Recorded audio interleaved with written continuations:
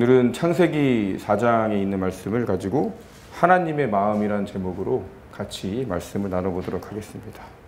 오늘 말씀은 창세기 4장 1절부터 15절에 있는 말씀인데 이 성경 말씀은 많이들 아는 그런 내용입니다.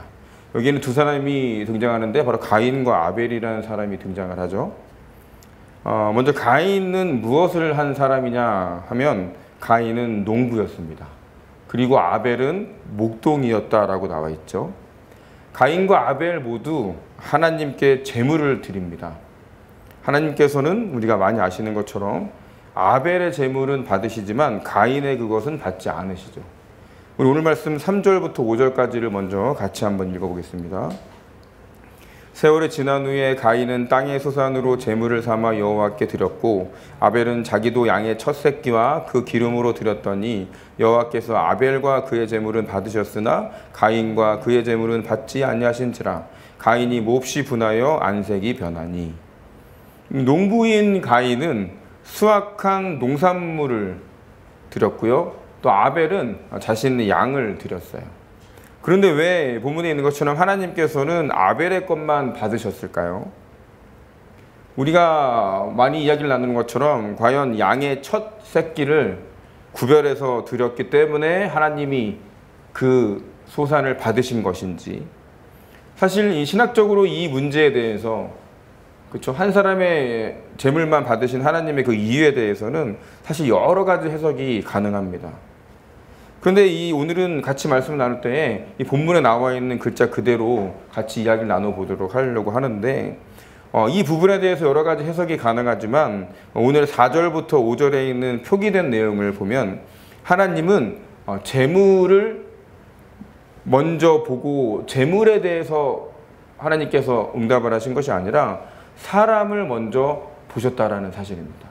그러니까 두 사람이 똑같이 재물을 드렸는데 무엇을 드렸냐, 어떻게 드렸냐, 또 물론 중요하지만 어떤 사람이 줬냐, 어떤 마음을 가진 사람이 드렸기 때문에 하나님이 그것을 받으신 것이냐, 이것이 이 본문에 보면 더 나와 있죠.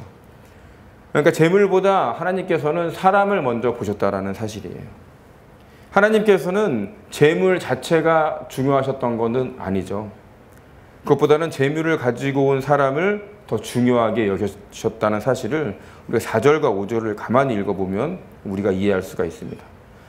그렇다면 여러분, 어떤 사람이기에, 그렇죠, 가인의 것은 받지 않으시고 아벨의 것만 받았는지를 우리가 또 배우면 우리가 드리는 예배를 어떤 것을 흠양하시는지를 조금 더 잘 이해할 수 있겠죠. 자, 오늘 본문의 6절부터 7절에 보면 가인이 어떤 사람인지 나와 있습니다. 우리 6절과 7절을 같이 한번 읽어보겠습니다. 여호와께서 가인에게 이르시되 내가 분하여 함은 어찌 됨이며 안색이 변함은 어찌 됨이냐. 내가 선을 행하면 어찌 낫을 들지 못하겠느냐. 선을 행하지 아니하면 죄가 문에 엎드려 있느니라. 죄가 너를 원하나 너는 죄를 다스릴지니라. 이 장자인 자신의 것을 하나님께서 받지 않으시니까 가인이 하나님께 화를 냅니다. 그런데 그런 가인에게 하나님께서 하신 행동은 더 큰 분노를 유발하신 거죠. 그 이유는 뭐냐면요, 가인의 삶이 선한 삶이 아니었기 때문에 예배의 자리에서 아무리 화려한 예물을 또 재물을 가지고 와도 하나님은 그것에 넘어가지 않았다라는 사실입니다. 그렇습니다. 하나님 앞에서는요, 일상의 모습이 더 중요한 거예요. 하나님은 예배 때의 모습도 중요하게 생각하시지만 그 모습보다는 예배 이전의 삶을 먼저 보신다라는 사실을 우리가 꼭 기억을 해야 합니다. 따라서 예배라는 것은 어쩌면 눈에 보이는 어떤 가시적인 성소에서만 시작되는 것이 아니라 이미 일상에서 예배가 시작되고 있다는 것을 우리가 기억해야 합니다. 우리가 교회 나와서 기도하고 찬양하면서 감사하고 또 우리가 하나님께 또 바라고 드리고 눈물을 흘리며 정말 그렇게 예배드리는 것도 중요하지만 그런 똑같은 행동들을 우리가 이미 삶에서 시작하고 행해야만 이 자리가 더 빛나고 이 자리의 예배를 하나님께서 받아주신다는 것을 우리가 꼭 기억할 필요가 있습니다. 여러분, 예배에서만 감사하고 예배에서만 아멘 아멘 하고 또 예배의 자리에서만 하나님께 손 들고 찬양하는 모습을 보이는 것이 아니라 우리 삶에서도 감사하고 우리 삶에서 눈물을 흘리며 하나님께 또 축복을 바라고 또 계획할 수 있는 저와 여러분이 되시기를 주님의 이름으로 소망합니다. 이미 일상에서 예배가 시작되고 있다는 것이에요. 일상의 삶에서 예배가 드려지고 있는 것, 이 사실을 기억합시다. 따라서 삶의 예배가 재물의 예배보다 더 선행되어야 한다는 것을 우리가 이 말씀을 통해서 먼저 깨닫게 됩니다. 여러분, 가인의 일상의 삶이 하나님께 합당한 삶이 아니었기 때문에 가인이 어떠한 재물을 가지고 와도 하나님께서는 그것을 받을 수가 없었던 거예요. 우리가 여기서 또 하나 짚고 넘어가는 것은, 하지만 이 본문에서 나오는 것이 재물이라고 하니까 어떤 돈, 어떤 물질, 이것만을 말하는 것은 아니라는 것을 꼭 기억을 해야 합니다. 예배 자체를 말한다는 것을 우리가 꼭 기억해야 하겠습니다. 여러분, 하나님의 눈에는요, 재물보다, 그러니까 예배보다 사람이 더 중요한 것입니다. 그리고 엄밀히 말하면 이 가인과 아벨이 가져온 재물, 사실 따지고 보면 하나님께 그 재물이 뭐 얼마나 필요가 있겠습니까? 시편 50편 10절과 3절 13절에 보면 이런 말이 있거든요. 이는 사람의 짐승들과 뭇 산의 가축이 다 내 것이며 내가 숫소의 모기를 먹으며 염소의 피를 마시겠느냐. 내가 이 세상에 있는 모든 것을 창조한 나인데 내가 너희들이 바친 숫소의 모기를 먹어서 만족하겠냐? 염소의 피를 마셔서 만족하겠냐? 물질은 형식일 뿐 그것으로 만족하는 분이 하나님이 아니라는 겁니다. 재물 자체는요, 원래 모두 하나님의 소유였던 거예요. 여러분 다 아시잖아요. 얼마나 많은 예물을 우리가 드려야 하나님께서 흡족해 하시겠어요. 이 세상의 모든 것을 주관하시는 하나님인데 말입니다. 시편 50장 14절부터 15절에도 이런 내용이 있어요. 감사로 하나님께 제사를 드리며 지존하신 이에게 내 서원을 갚으며 환난날에 나를 부르라. 내가 너를 건지리니 내가 나를 영화 높게 하리로다. 여러분, 제사는, 예배는 어떤 것으로 드리래요? 감사로 드리래요. 제물은 그저 우리가 하나님께 표현하는 감사의 한 표현 방식일 뿐인 겁니다. 제물 자체가 예배의 본질은 아닙니다. 제물에 담겨져야 하는 의미는 바로 우리 시편 50편에 있는 말씀처럼 감사하는 마음인 거예요. 우리 오늘 말씀을 보니까 가인과 아벨에 드려진 물질, 또 하나님이 받으시고 또 받지 않으셨던 물질의 근본적인 차이는 뭐였던 거예요? 감사하는 마음이 담겼느냐, 그의 삶이 감사하는 마음으로 뭉쳐져 있었느냐, 그래서 나온 결과물이 그 재물이었느냐, 이것을 하나님께서 먼저 따져보셨다는 사실입니다. 이것을 정리하면 무슨 말이에요? 재물 자체가 하나님께 어떠한 실질적인 영향을 주는 것은 아니라는 거예요. 재물을 드리는 사람의 감사하는 마음, 또 재물을 드리는 사람들의 그런 일상들의 삶이 하나하나 뭉쳐졌을 때 그것이 하나님께는 더 중요하다는 것입니다. 따라서 우리의 삶은요, 그 자체가 예배를 준비하고 또 재물을 준비하는 것, 그렇게 삶이 이루어져야 한다는 것을 오늘 말씀을 통해 다시 한번 깨닫게 됩니다.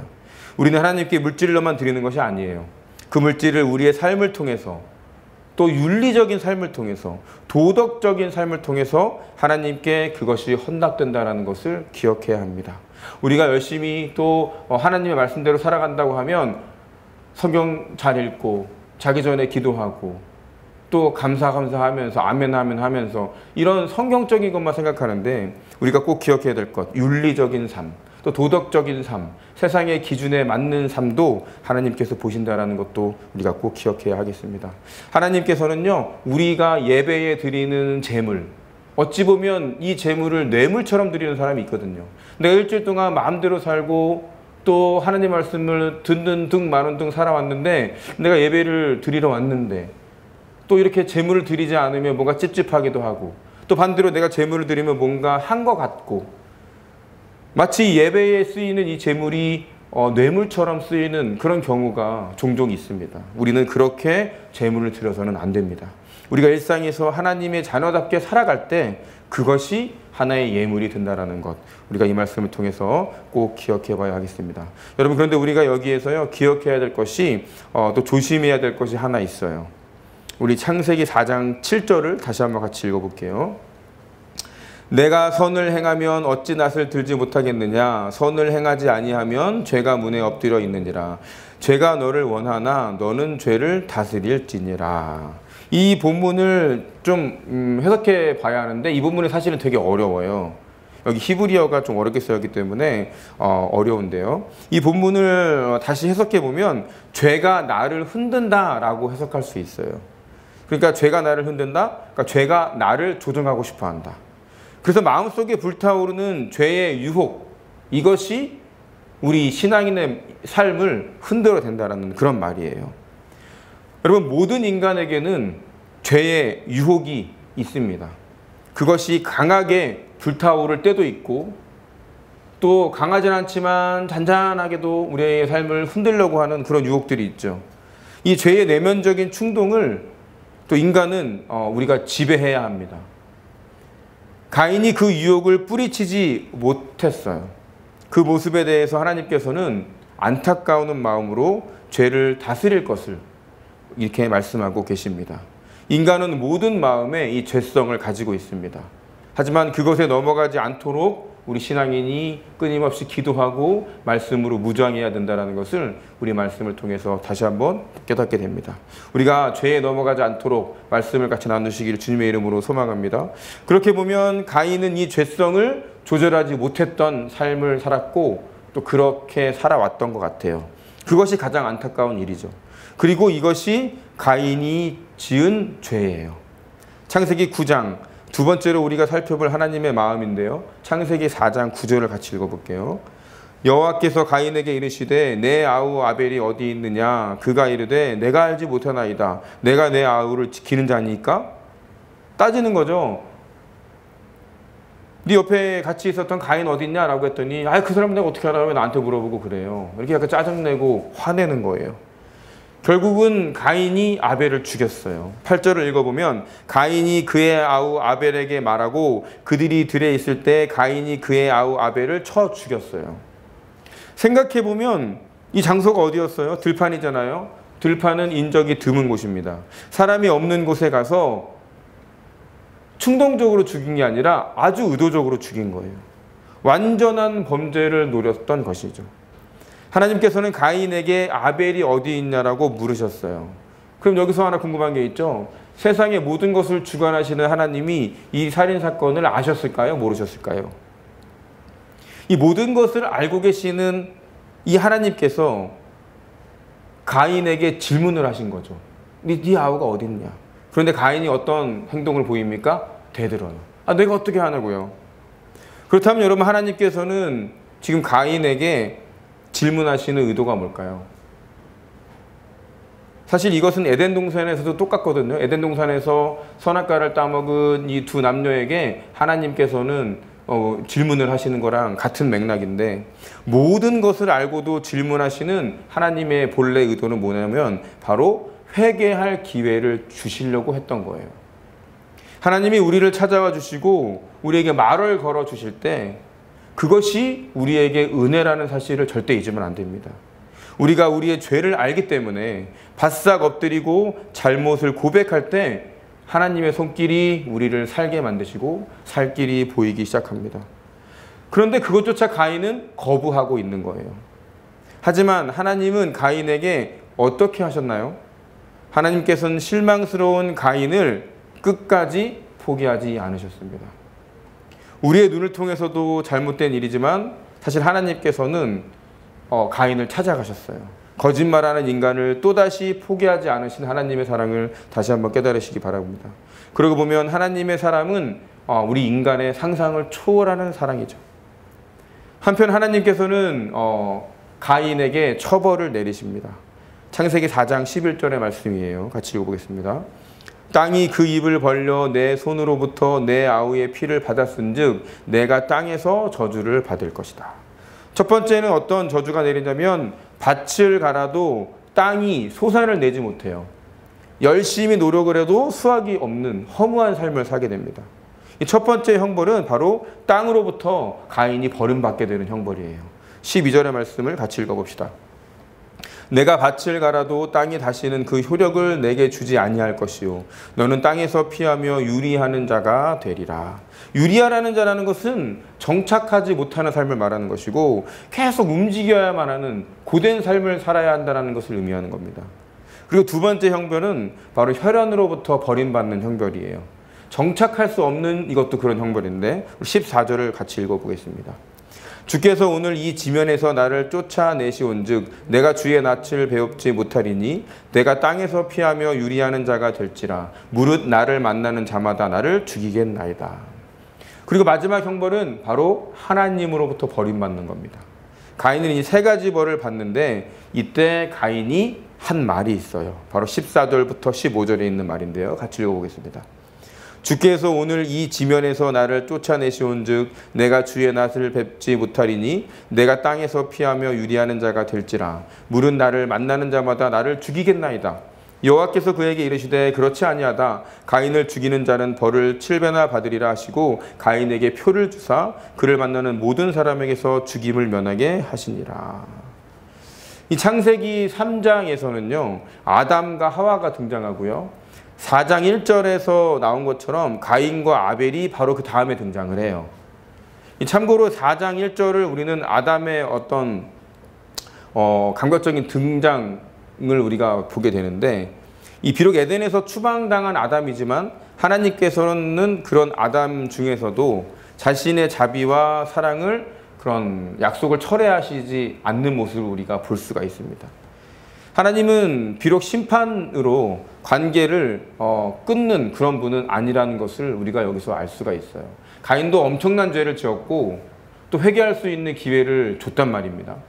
하지만 하나님께서는 그 회개조차 거부한 가인을 벌을 주시는 분이기는 하지만 그 관계를 완전히 단절시켜서 세상에 홀로 두시는 분은 아니라는 것을 우리가 또 하나님의 은혜로 또 깨닫게 됩니다. 하나님께서는 태를 열어주셨고요. 자녀를 주셨습니다.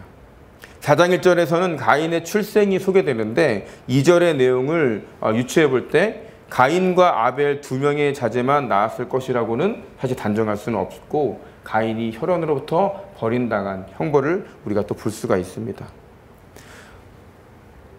따라서 가인과 아벨 이외에도 아담과 하와의 다른 자녀들이 출생이 된 것을 우리가 알 수가 있어요. 가인의 출생을 언급한 것은 심판 중에서 있어서도 불구하고 하나님의 사랑이 끝나지 않았다는 것을 우리가 보여주는 그런 장면들이라고 볼 수가 있습니다. 오늘은 우리가 많이 아는 이야기지만 짧게 가인과 아벨의 이야기를 다시 한번 살펴보면서 하나님의 마음이 어떤 마음인지를 우리가 조금 살펴보았습니다. 하나님의 마음을 우리가 4가지 정도로 같이 살펴보았는데요. 첫 번째 하나님의 마음은 인간의 삶을 먼저 보시는 그런 마음을 가지고 있었다는 것이죠. 삶의 예배와 또 우리의 죄성의 유혹을 이기는 그런 삶의 예배를 드리는 여러분이 되시기를 소망합니다. 두 번째 하나님의 마음은 뭐였나요? 비록 죄를 지은 그런 인간이지만 끝까지 인간을 포기하는 그런 분이 아니라는 것을 우리가 두 번째로 이야기 나눠보았습니다. 따라서 우리가 비록 죄를 지을 수도 있고 하나님으로부터 멀리 떨어져서 정말 하나님을 전혀 생각하지 않는 삶을 살 때 그럴 때 하나님이 불쑥 찾아오셨을 때 우리는 어떻게 해야 된다고 그랬죠? 가인처럼 대들고 나의 삶을 이렇게 영위하는 것이 아니라 좀 하나님께 바싹 엎드려서 회개하고 다시 하나님께 기회를 달라고 기도하면 하나님이 우리의 죄를 용서해 주신다라는 그런 큰 깨우침을 얻게 되었습니다. 왜냐하면 하나님은 끝까지 우리의 인간을 포기하지 않는 세 번째 그런 마음을 가지신 분이기 때문입니다. 어찌 보면 이것이 하나님의 마음이죠. 우리를 끝까지 포기하지 않는 것. 여러분 일주일 동안 살아가면서 삶으로 예배하고 삶에서 자리에서 감사하고 이 예배를 위해 준비하는 여러분의 삶이 되시기를 소망하고 또 우리가 비록 죄 짓는 삶 또 하나님 없이 살아가는 일주일의 여러 모습들이 있을 때 그때 문득문득 나에게 찾아오시는 그런 하나님의 말씀에 귀 기울이고 우리가 바짝 엎드려서 회개할 때 모든 것이 예전대로 회복될 수 있다는 소망을 가질 수 있는 또 그런 일주일이 될 수 있는 저와 여러분이 되시기를 주님의 이름으로 소망합니다. 기도하겠습니다.